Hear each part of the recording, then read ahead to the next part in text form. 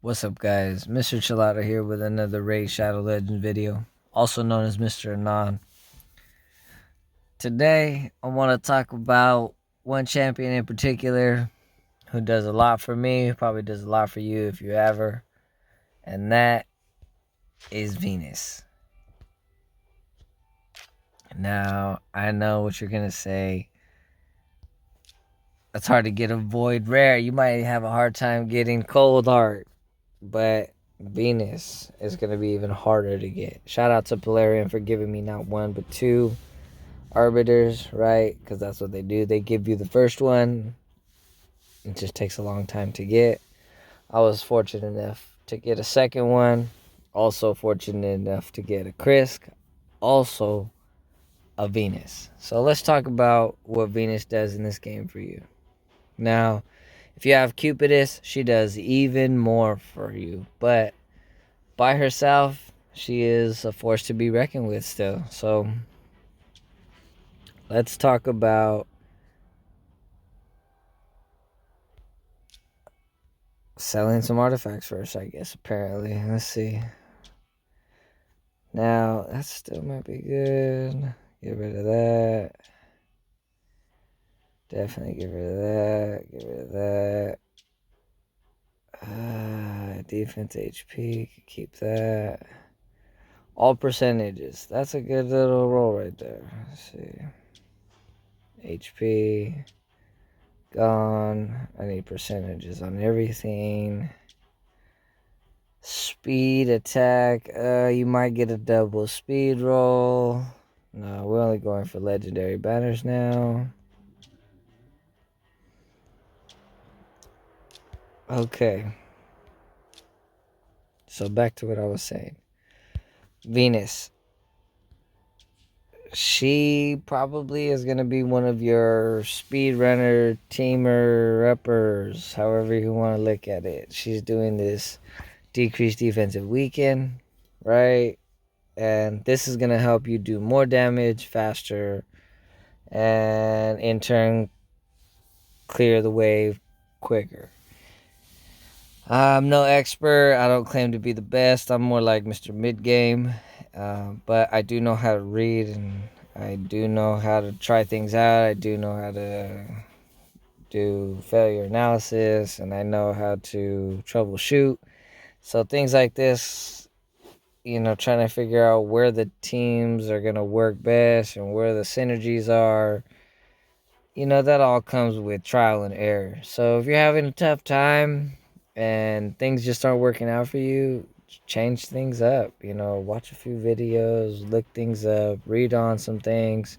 All the knowledge is out there. In this day and age, if you cannot help yourself to some information, you just aren't trying enough. That's all I have to say. So that's just her biggest point. Her decreased defense and weaken. She's helping you clear the waves faster. She's helping you do more damage. And Clan Boss, she's helping you play some poisons and some HPE burns, which is also a big plus. So if you've got her built to stay alive, you're going to have her maybe in lifesteal, maybe stalwart. Or is it stalwart? Stalwart? I can't remember. Stalwart gear. And for the masteries, you can go the offensive route if you wanted to do a little more damage. Anything's possible. For me, she has use, and I use everything to its fullest capability. I'm trying to get the most poisons out. I'm trying to get the most out of the decreased defensive weekend. I'm trying to have it placed every time she does it.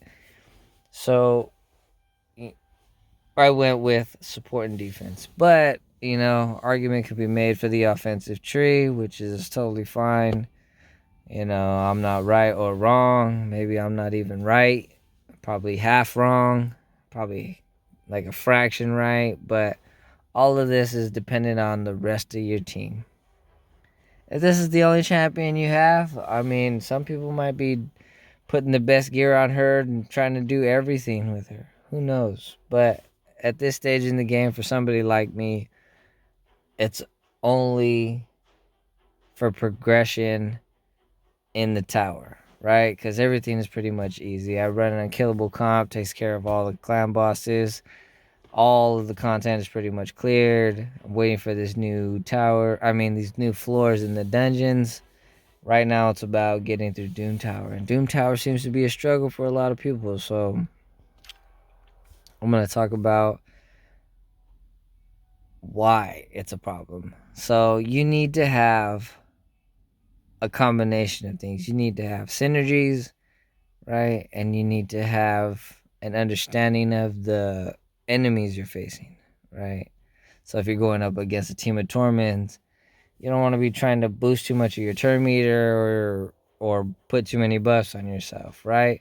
If you're going up against the boss, you're gonna be focused on controlling their turn meter, right? And staying alive and cleaning your buffs. I mean, the list goes on. There's always a nice little loophole to the battle that you can find, and some people find it relatively fast, and they're not really struggling that much. But some people have been struggling for so long that they just struggle even more when they get farther down the line because they don't know what they're doing, as well as some other people. And I'm not saying anybody's smarter or dumber or whatever. It's really just about the understanding of the game. If you understand how your champions work, if you understand what you're up against, it really helps you to prepare, for a better outcome.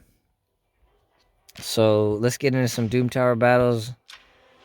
If you haven't seen my previous video on Countess Lix and Astralon, here is your part 2.